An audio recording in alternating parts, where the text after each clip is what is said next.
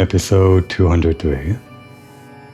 Our party has returned from a successful trip to the Great Google Library, where I like to imagine Komori's reading comprehension skills improved leaps and bounds. Maybe Alphinaud helped her read that one book about the elements in the wheel or whatever. I like to think Komori's a visual learner, so probably equating all the pictures in that book to words helped her out a bit. And I like to imagine each stroller wasn't very helpful teaching Komori how to read.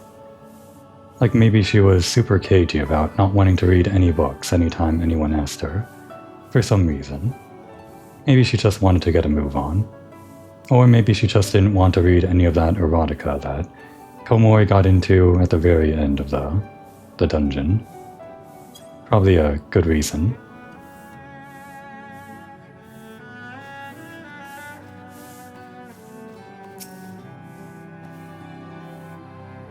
Did we read this? I don't think we did. 'Tis well that you were able to retrieve the tome.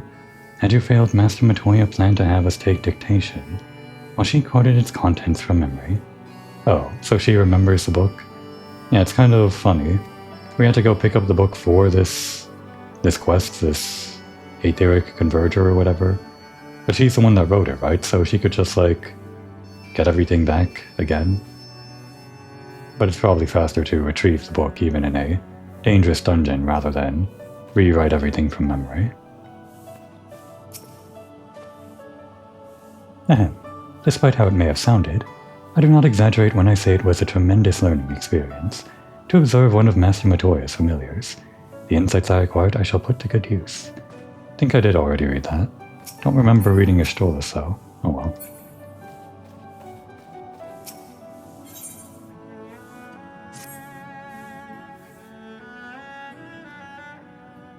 I had not thought to behold this tome again.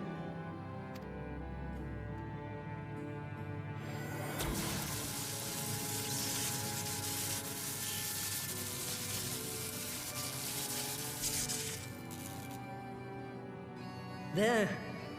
It is deciphered. Now your friend should be able to make sense of the contents.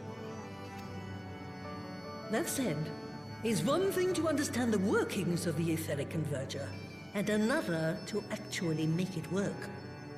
You do realize how much ether is required? How much is a lot? Because we've tugged around boatloads of crystals before. It's hard to know how much ether is a lot and how much isn't. I mean, there's also all of that stuff with Horusite, and sometimes we get ether just from corrupted crystals or something. I never really get a decent number, like a hard figure, on how much we're actually tugging around. Guess it doesn't really matter. It's just a lot. Sid is keenly aware of the energy dilemma. His airship is by no means large, and it can only bear a limited quantity of crystals. If only we had white aurosite in the etheric siphon. Right. White aurosite. At least all of the lore is kind of consistent. Alas, Minfilia is missing along with both artifacts, and Moonbreeder is gone. Which one was that again? The etheric siphon?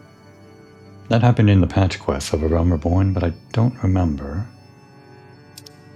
It was something Moonbreeder worked on, right? Like alongside the white aurosite. Would that there were another ready wellspring of energy for us to draw upon. Why did it not occur to us before? We already have what we need. The Eye! The Eye? Is it the Eye of Providence? Or perhaps the Eye of Ra? No. He's talking about a dragon eye. It has been drawing ether into itself for as long as the Great Worms have lived. It is a veritable wellspring of energy. It might just suit our needs. But is this energy something that can be harnessed at will? I believe so, with the aid of the Azure Dragoon of Ishgard. Then it is settled. Let us return to the Holy See at once.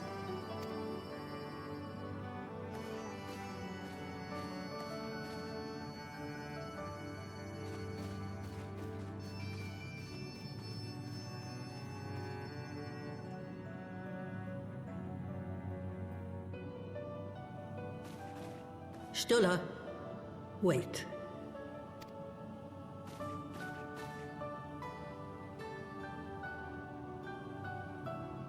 When did the light fade from your eyes? I might have known that it would not escape your notice. It has been this way since I returned from the life stream. An after effect of the teleportation magic I invoked, most like.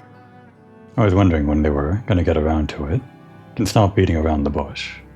I guess this is why she didn't want to read any books to Komori. They are called forbidden spells for a reason. What were you thinking, girl? I have no regrets. I but did what was necessary to preserve the light of hope, to keep my promise to Minfilia. Besides, it afforded me the rare opportunity to wander the ether, a once-in-a-lifetime experience. I need not tell you that it consumes your very life force to see by sensing the ether around you. Take care of yourself. Do you hear me? I don't think I remembered that detail. So it actually takes up her life to see the ether? I will, Master Matoya.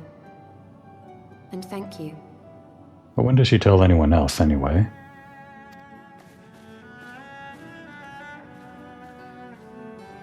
There was a moment, after you find Ishtola first waking up, over in Gridania, she looks over at Alphinaud and she has some kind of surprise. That's like the first moment where it's kind of, well, I guess only on a second viewing I would know, but maybe hinted that she can't see. As if you could conceal it from her of all people. Pay me no mind. I was but thinking aloud.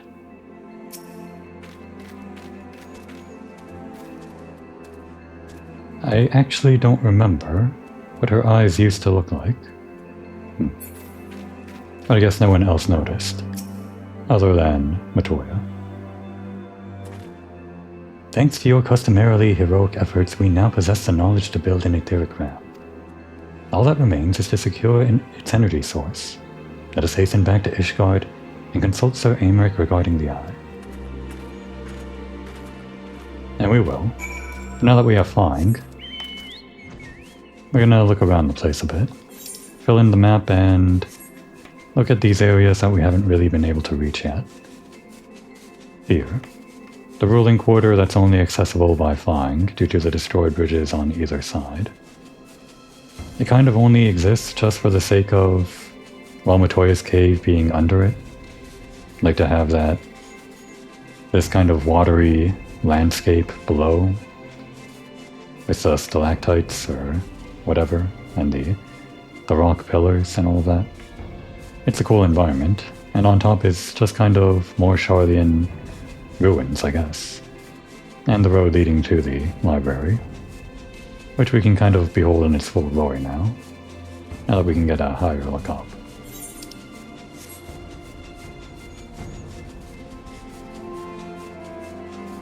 Alright, glory, behold it.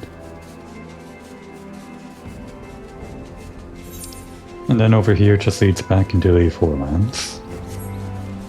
The only parts of the map we're missing are just kind of, well, a place where you can't really go to. This huge barrier. No one really talked about it in the story yet. I'm sure they're gonna get around to it at some point. I'm sure everyone is just so used to magical sights in the world of Final Fantasy.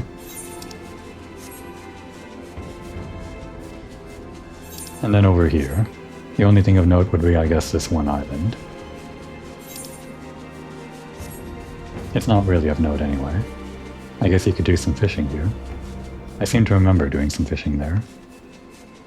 There's also a point for lookout or whatever you call these. Observation points, whatever. Still not collecting those until I'm actually, well, ready to say that I'm gonna do all of them at once. And then the last area is just over here. What could be over here? That's just over in the void. You might think it's just a weird corner of the map that doesn't really have anything in it. Switching to Black Mage to get the experience on this. But it turns out hidden behind the corner, there's just a little area right over there.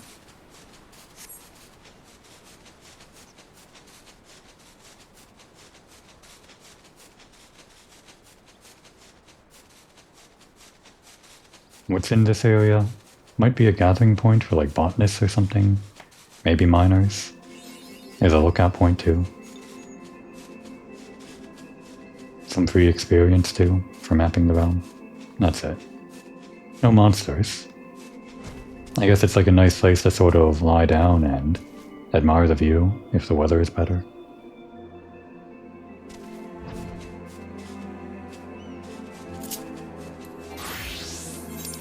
And then over here, where I didn't really explore before, I guess because I couldn't. Kind of tucked away behind the mountains. Hidden behind flying, but also accessible later on. Another weird corner of the map. If we can actually fly that high, I'm not sure we can. Okay, we are allowed. Here. Stone Sky Sea.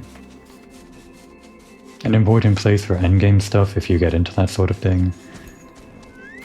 I guess we'll get into it later if I actually unlock this, like, whenever the quest becomes available.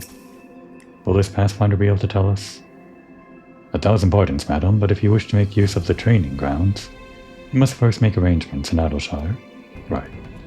They're training grounds.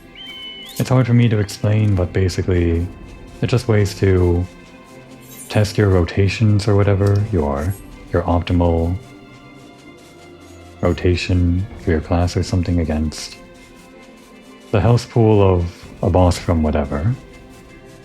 Pretty soon we're going to start fighting bosses, and after we fight the bosses, a message will appear on screen that says something like, something for this duty has been unlocked in Stone Sky Sea or whatever. But I've never actually used them myself because I've never done the endgame stuff like that. The real high tier, like, try-hard stuff. There's also this connection point to the Western Highlands. Only accessible by flying. And only opened after we, I guess, cleared out the main story over in the hinterlands. Just a weird little connection point.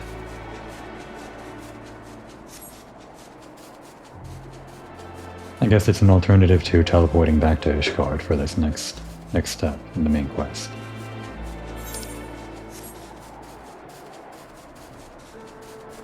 I really should just teleport at this point.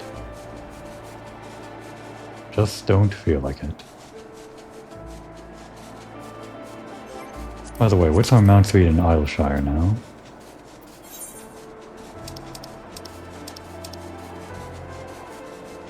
Still 0 out of 1, meaning we can't get on top of the rock. I guess, right, it only increases at the end of Heavensward, it should. I think.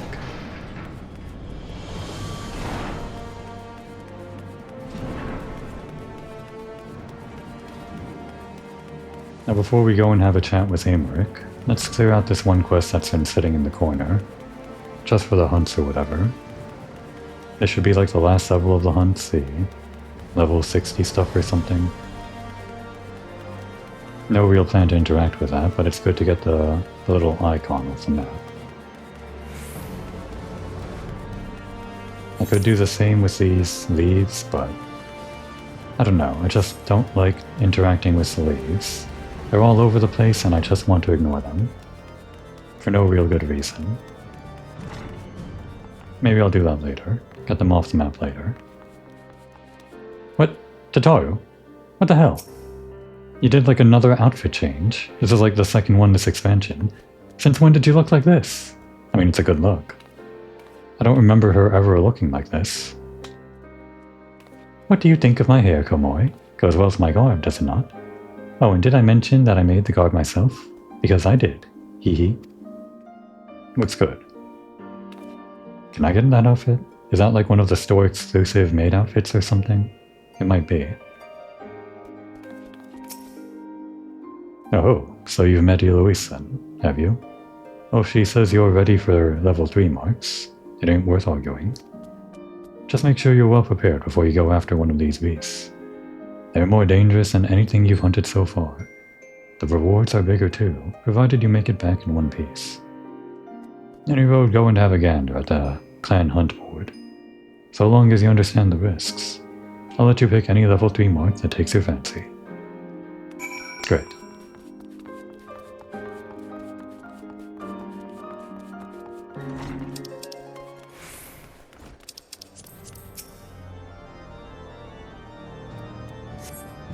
We got the level 3 marks.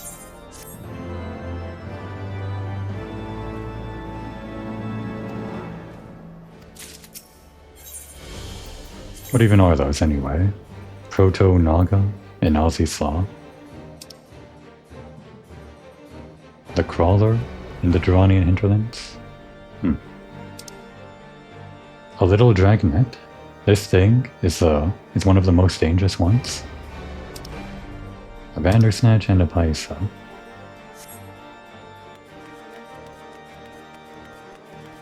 Don't remember what I can buy with that currency, and there might be some good glamour stuff I might be interested in. Guess I'll see later, if I ever remember.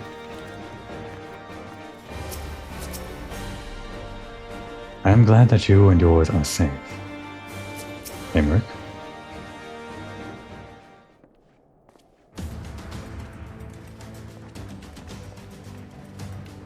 Ah, you are returned. Sir Emmerich, I am pleased to see that your recovery proceeds apace. May I introduce Ishchola, a fellow scion of the Seventh Dawn, and Archon of Sharlene. My lord, pray excuse me for foregoing due pleasantries, but we seek your counsel regarding the etheric realm. Though we now possess the knowledge to build such a device, we yet lack an appropriate source of energy with which to power it. We believe, however, that Ishgard may possess the solution to our problem. You need not apologize, my lady. Full eager am I to learn of your progress. Please tell me of this energy source that you believe we possess. It's Estinian, and is I. And you are certain that the eye can lend its power to Master Matoya's etheric converter? At Estinian's command, yes. Very well, I shall speak with him. My thanks, Sir Emmerich. Nay, my friend, 'tis I who should thank you. As should every Ishgardian, you labor in our name, with nary a care for your own safety. Yeah, that's just kind of what the Scions do. All the time. It's kind of surprising when you think about it. Let us next speak with Sid. He will doubtless be eager to begin the work on the etheric realm.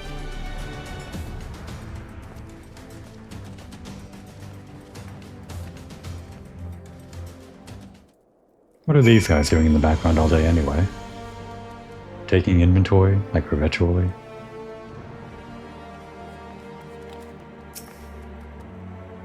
I shall personally relay your proposal to Estinian. If that which you ask is possible, you may be assured of his cooperation. My thanks again, Komori. I am glad that you and yours are...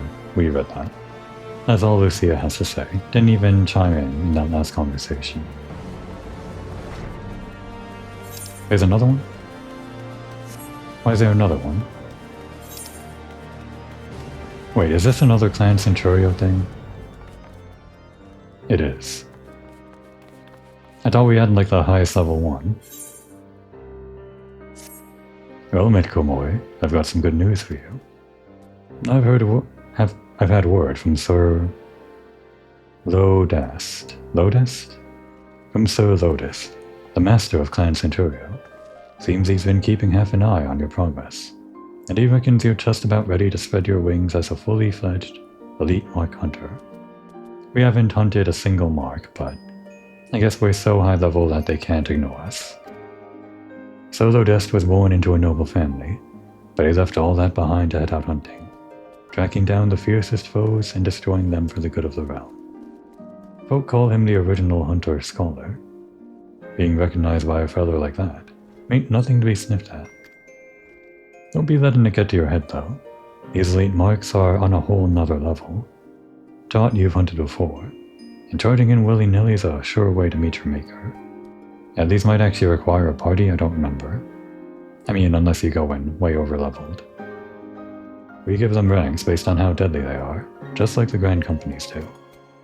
You'll find the bills for these elite marks up on the clan hunt board alongside the others. You're free to take whichever bill you choose, but make sure you know what you're doing before you head out hunting. Every one of these beasts is a nightmare incarnate. I'm just going to assume it's going to be tougher than a little dragonette. Maybe 3 dragonettes?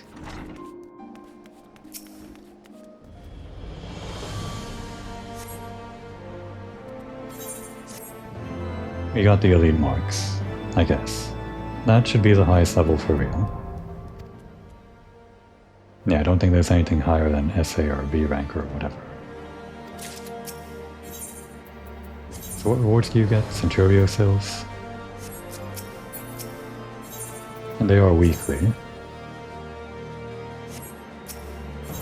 Can we take one of these on? Gorza's Western Highlands. Where are the rewards anyway? Let's have a quick look, because I don't think I've ever looked. They're just kind of gear? Shouldn't there be like glamour or whatever? I guess these are glamour technically.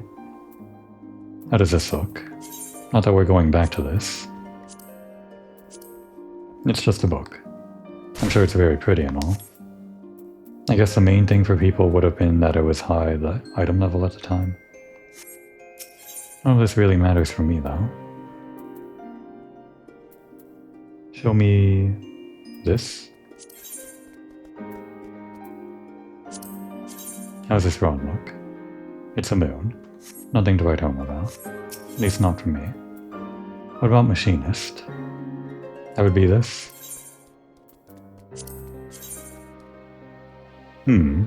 Actually, that's not too bad. It's only 142. Like compared to our normal stuff, it's, well, a lot bigger. But it's not quite as big as like the other guns that you might get. Like if we compare to, I don't know, this one.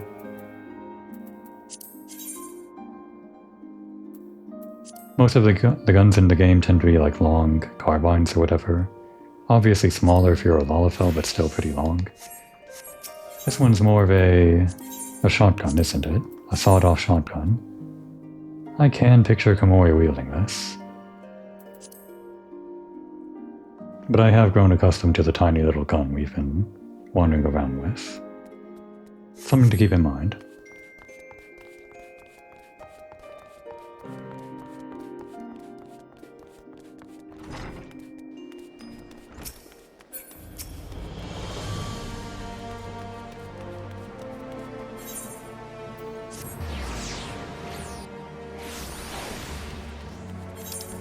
Oh, he's at the pillars. The airship landing. Now tell me he's done already. We didn't even give him the book, did we?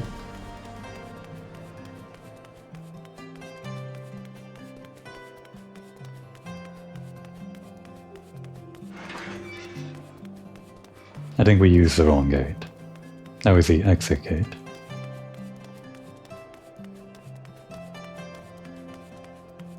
Who the hell is Neutral Champs? Most folk know Master Garland as a genius inventor. It's only when you come to work for him that you realize he's a goddamned tyrant taskmaster. Don't tell him I said that, alright? I think he's in earshot. What do you think? Looks like a different ship, doesn't she? No, they added flames, I think. And I think they made the balloons blue.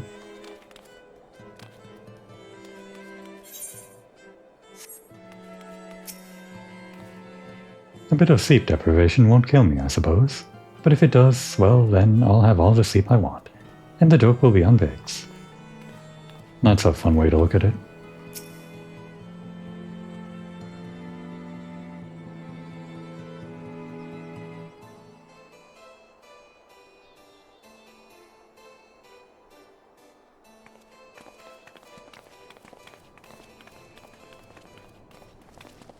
Ah, you're back. The preliminary work on the Enterprise is more or less finished. Tell me you found a way to build the etheric RAM. Greetings, Sid. It has been a while.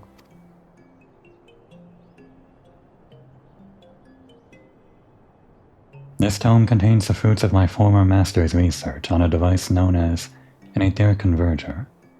Our RAM should operate on the self-same principle.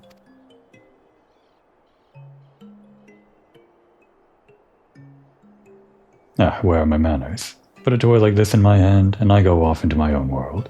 Gods, it's good to see you. And bearing a gift besides. A very distracting one, if I might add. If I didn't know better, I'd think it was my name day. There will be time for tearful reunions later. I'll make a start on the tome right away. So long as I have a grasp on the fundamentals, I should be able to knock something together. Which leaves a small matter of the energy source. We believe we have found a solution to that problem as well. And there he is. Oh yeah, he's red now. Pray forgive our lateness.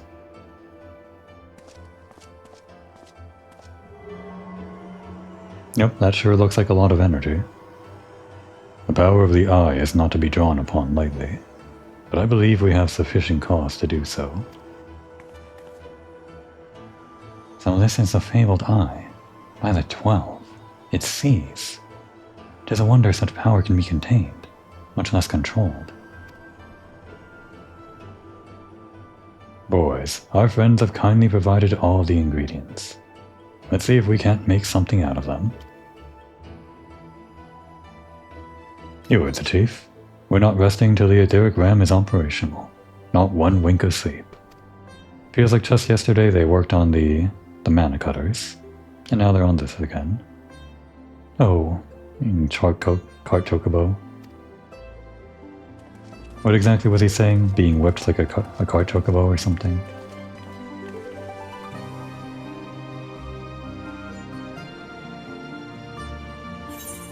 So what are we gonna do while they're doing all that? Now first of all, just gonna accept the experience out of that page by skipping the cutscene.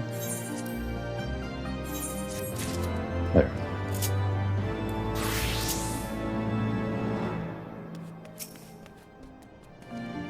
It goes without saying that the Temple Knights will bear the cost for all work on the Enterprise. Would that we could contribute more to the cause.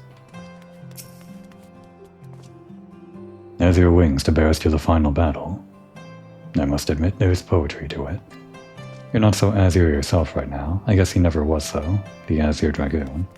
Wearing all black. Oh. Are we departing now? No, wait, one final task. I was wondering like how quick they were going to do it if we were just gonna fade to black and they would say, oh, they're done. But no.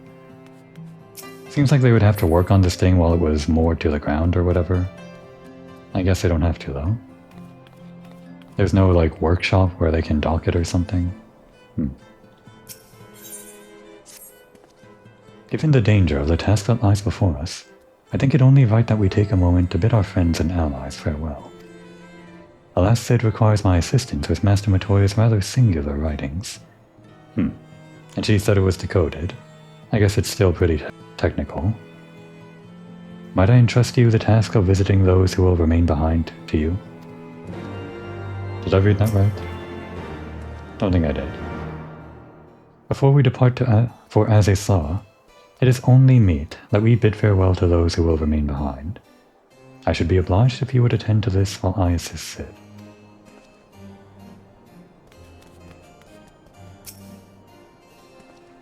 So, the hour is nigh.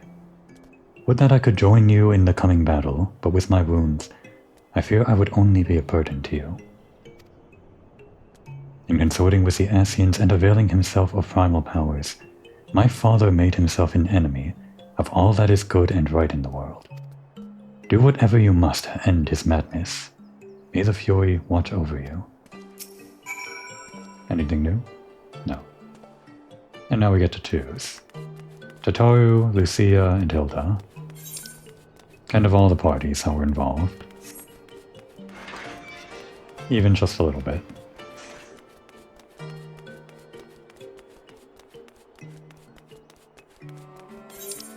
Guess we'll teleport there? Yeah.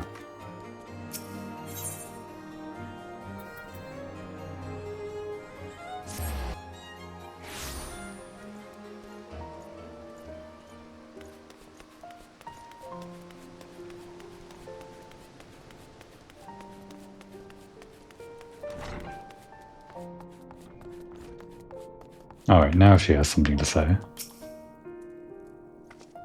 This is it then. Go well, my friend. I shall pray to the Fury for your preservation. Mayhap you think it strange that a daughter of Garlemald should pray? I do not blame you. I used to think it passing strange myself. But that all changed when I discovered something dearer to me than mine own life. Thereafter praying seemed the most natural thing in the world. Prayers are born of heartfelt faith. In manipulating the people's beliefs for his own twisted ends, the Archbishop makes a mockery of their very existence. It cannot be borne. Powerful words. It's kind of interesting that the whole story here is the church manipulating people. Very, very heavy kind of thing, especially if you compare it to real life, but I guess it doesn't outright condemn faith in its entirety, this story. Go well, my friend. May the Fury bless you and keep you.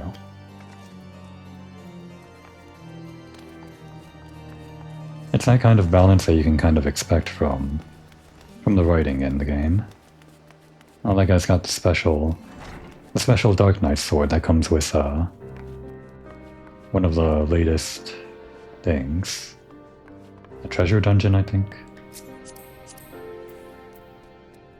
What's it called? The Figment of Spring. There's a lot of funny things like this. Well, funnier than this. There's like spoons and forks and knives and just a bunch of wacky weapons. I guess a pink Dark Knight sword is also pretty wacky.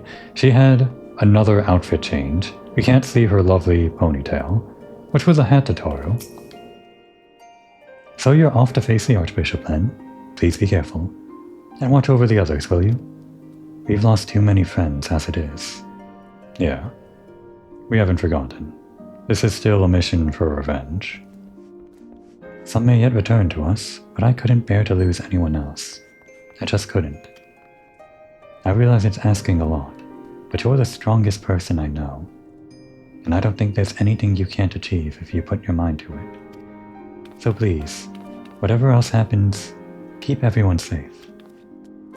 Those are kind of, bitter words. I bet they sting a lot for Komori. Probably feels pretty powerless whenever someone dies right in front of her. Not that she would tell anyone. You're not gonna talk about the hat? And actually, no, she changed out of the maid outfit too. How many outfits did she, like, change into?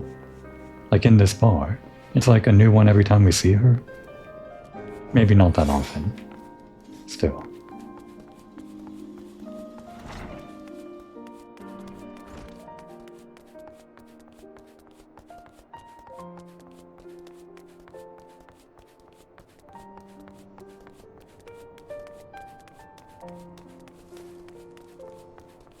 It's just where they hang out, this little corner.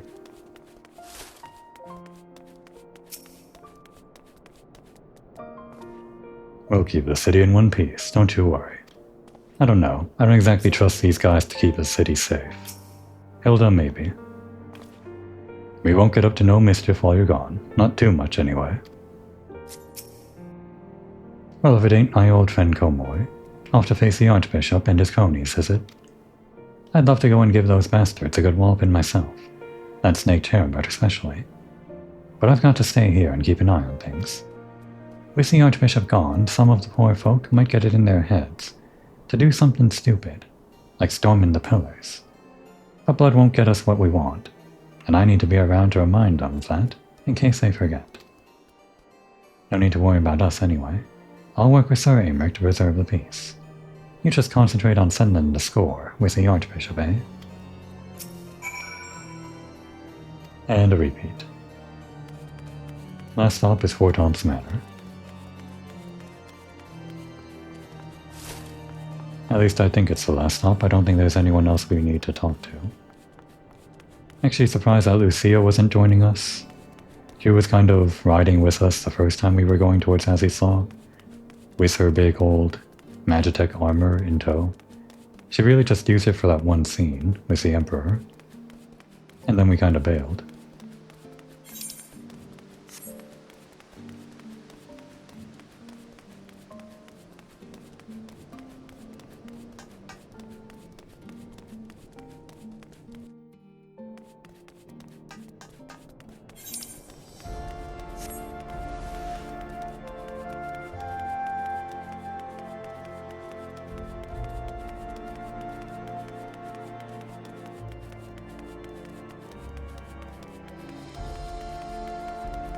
And it feels like the night before the big battle, which I mean I guess it is, but the fact that the game is just nighttime right now adds to the feeling of talking to everyone while everyone else is preparing.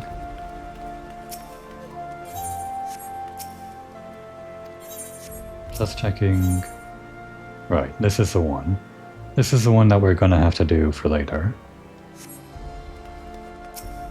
We'll just put a pin in it.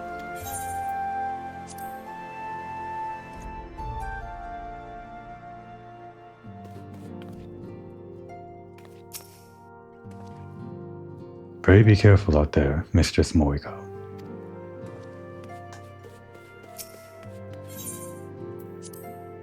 This is a black day for House Hortense. He's still referring to Horschiefant. I guess he's still kind of stuck in that day. Mistress Moriko, how good of you to pay me a visit.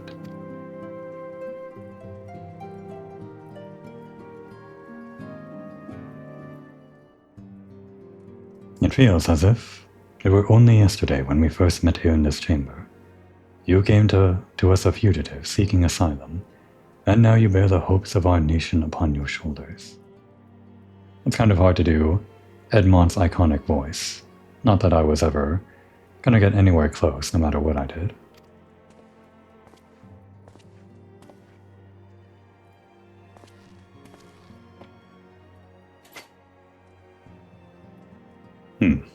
The shield. He would not have told you, but when Horschiefant begged me to accept you into our household, he described you as hope incarnate. At the time, I assumed that he was waxing lyrical, as was his wont. But I have come to see that he simply spoke the truth.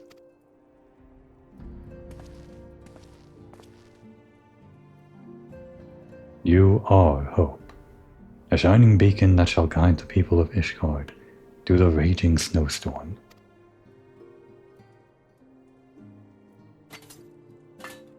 Can we accept this?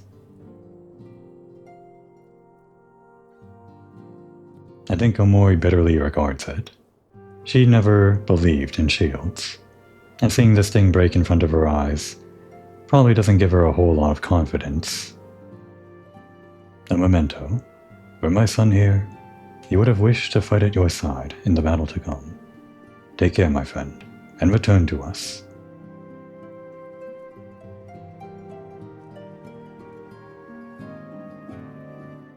I don't think Komori can ever trust a shield ever again. But she'll still carry it with her. She's the type to remember her regrets, as much as she can, as often as possible. Kind of a downward spiral sort of thing. When Horschiefant asked me, no, that's the same dialogue. Okay, then I guess we're leaving.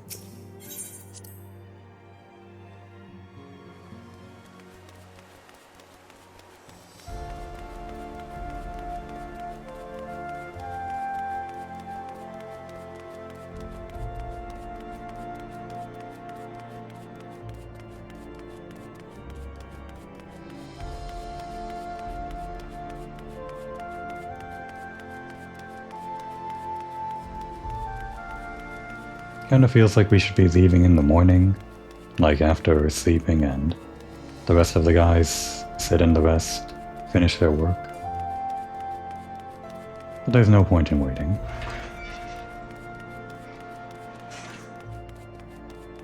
No, we didn't talk to Ishtola. Didn't see her there. And she didn't see me here, on account of... Okay, never mind. I know not of the Archbishop and his knights, save that which you have told me. But if they truly possess the power of primals and the secrets of Aziz's law, they are dangerous foes indeed. We must spare no preparation. We're done preparing, Y'shtola. It's time to go.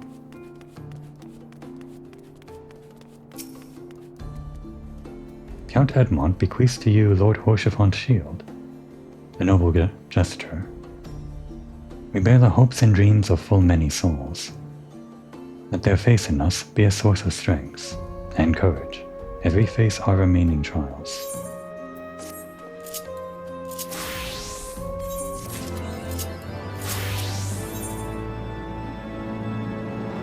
The Excelsior?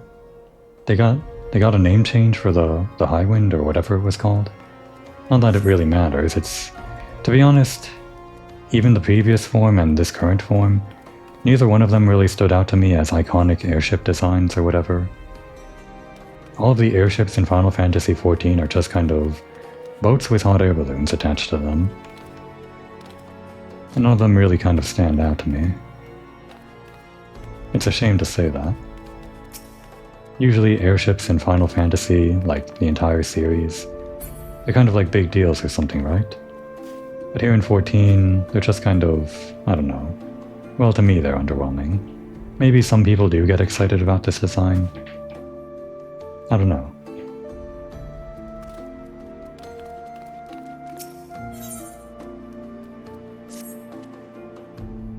Work on the Enterprise is nearly complete. Let Y'shtola know to make ready.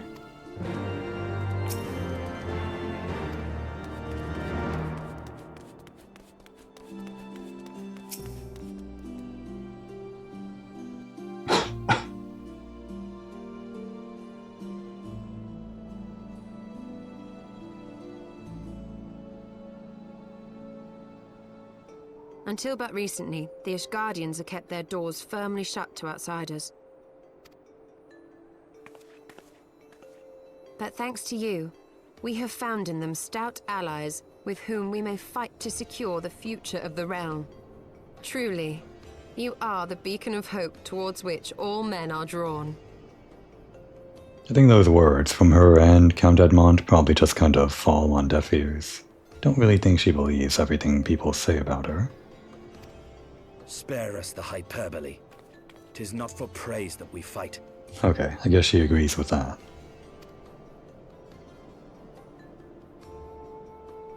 Oh? In light of all we have achieved, I felt it only meet to express my gratitude.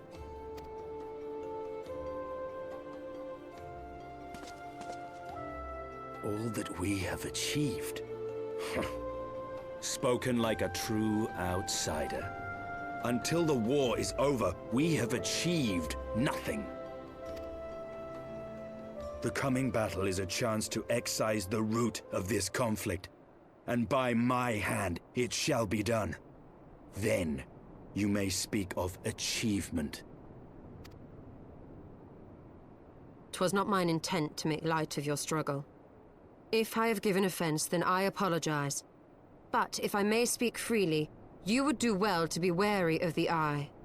Even now, it burns with insatiable hatred, watching unblinking for a sign of weakness. Should you falter for so much as a moment, it will surely consume you. It's kind of what I like about Y'shtola, like, in general. She's already pretty knowledgeable being an Archon and all, like a lot of the Scions or whatever, but she kind of stands out from the rest of them in matters of magic and ether and whatever. Because she has this thing now. She can just see ether and peer into it, like with some kind of weird insight. It's great. Save your concern. I will consume the Eye ere I let it consume me.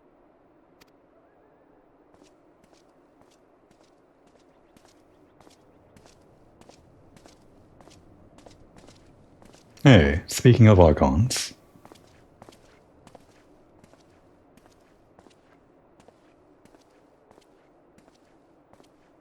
"12 be praised, thou hast not yet set forth.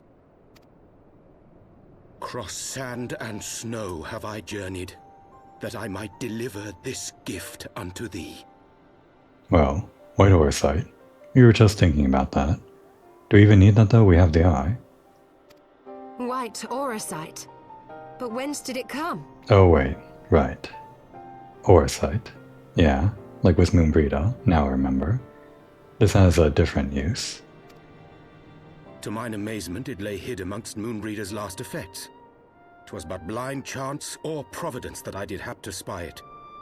Let no man claim that my late friend e'er erred for lack of foresight. In the place whither thou goest, servants of darkness do lie in wait. Pray, give unto me thy pledge that thou wilt strike them down and avenge our fallen comrade. Right. This is the other use for aura sight, other than just being a battery for ether or whatever. For Ascians.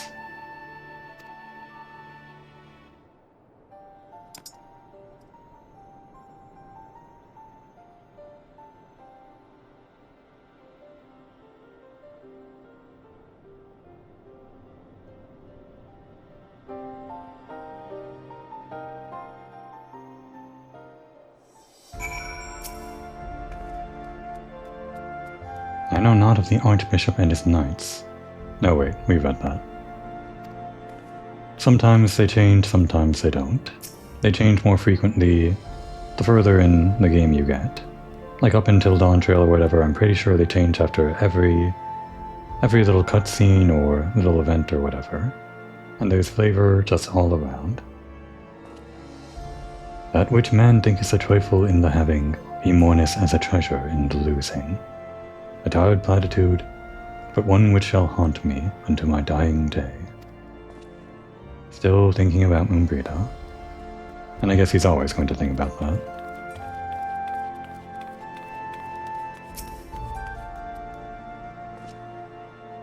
The revelations of recent days may have overturned the foundations of my faith, but my purpose remains unchanged, ending this damnable war. Anything new, Amaric? No. And him. He's just here to like teleport us to Azzy's Law whenever we need to, I guess. After we actually unlock it. Alright. We kind of spent the entire episode just hanging around Ishgard, talking to people. But I guess that's all in preparation for the final battle. Let us go, Komoy. Azzy's Law awaits.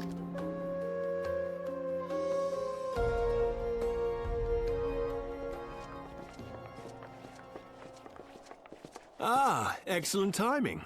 We've just finished our work on the Enterprise. She's so much improved, I've decided to give her a new name to suit. Right, it was called the Enterprise.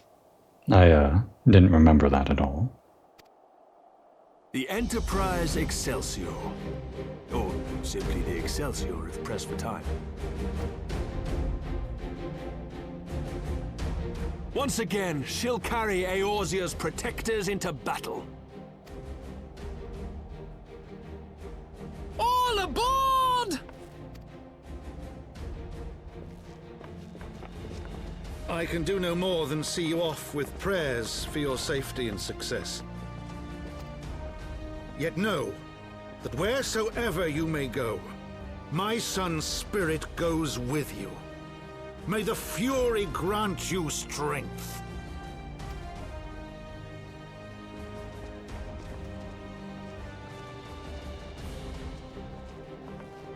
Return to us, all of you.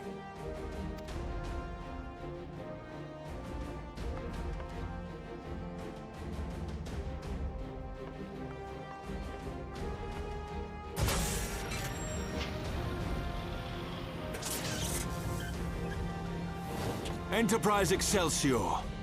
Engage.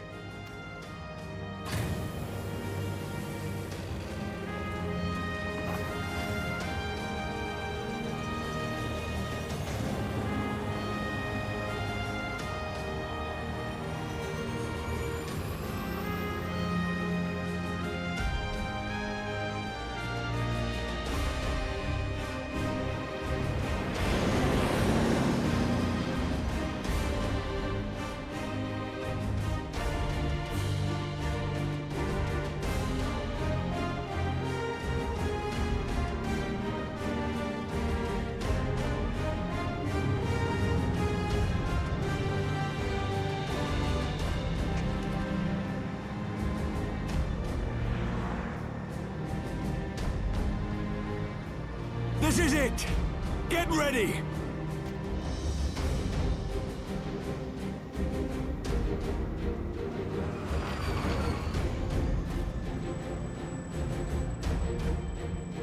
Eye of mine enemy, render unto me thy power!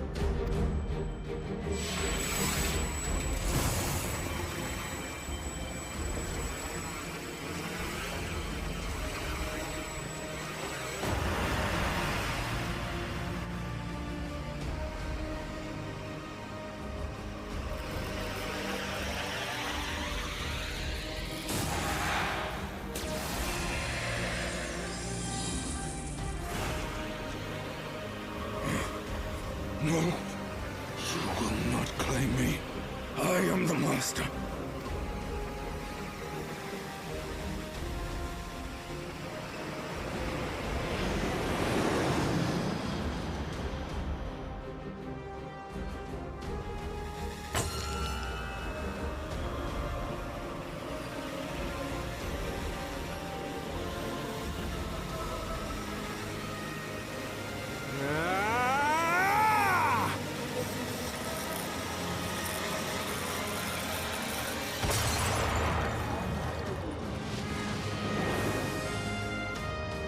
We're through!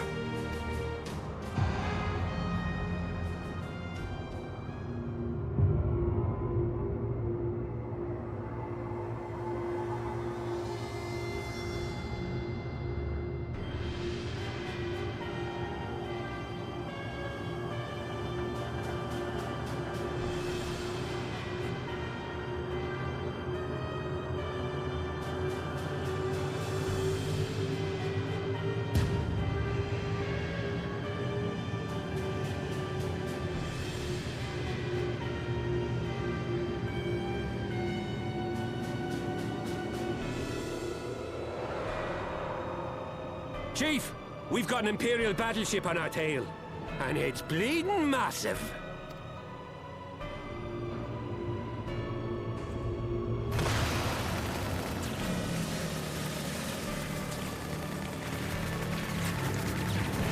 Damn it! The bastards were waiting for us to open the door for them.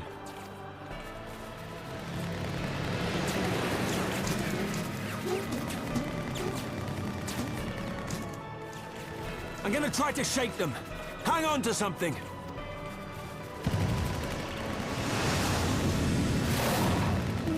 We're all going to die! Tataru!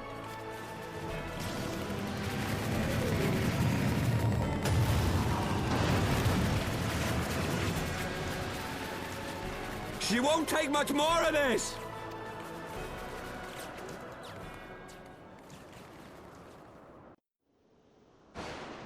The time is come to use Hydaelyn's gift.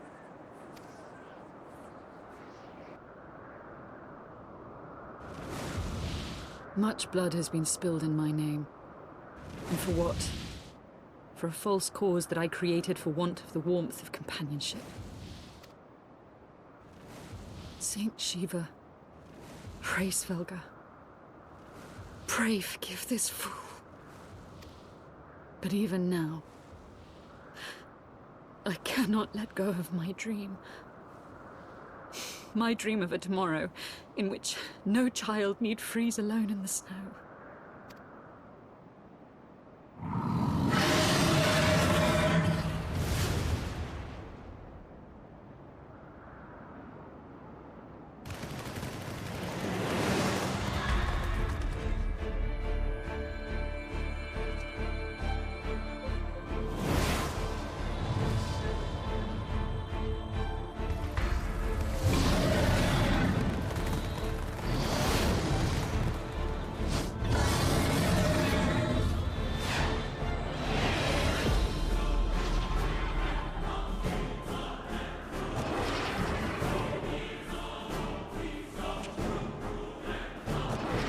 Thank you, Svelga. Is that Azelle? What does she mean to do? O goddess, born of mine own hopes and dreams, for the last time, I beseech you, fill this vessel with your light, Still the hatred within our hearts and bless us with eternal grace!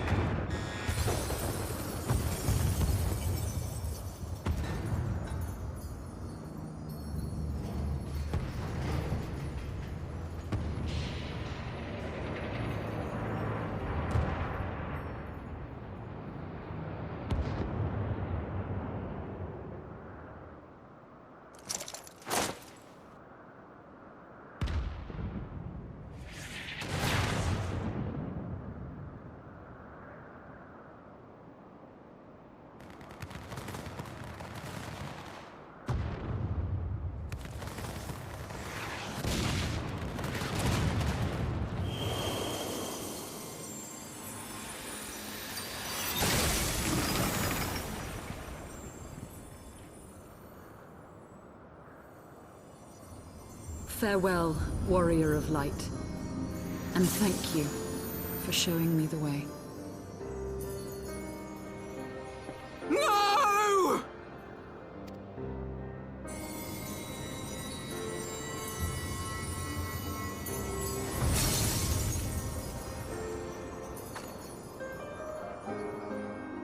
This ether.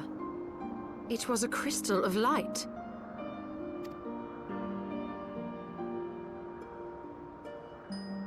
She, too, was one of Hydaelyn's chosen.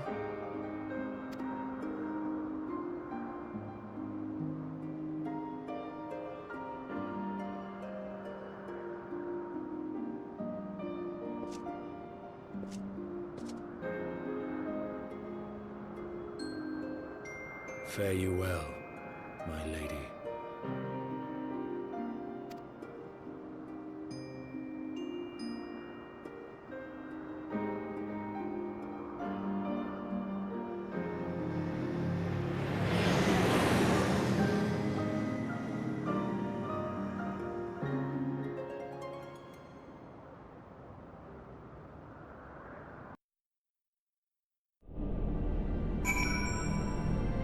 I don't think Komori ever gets used to this feeling.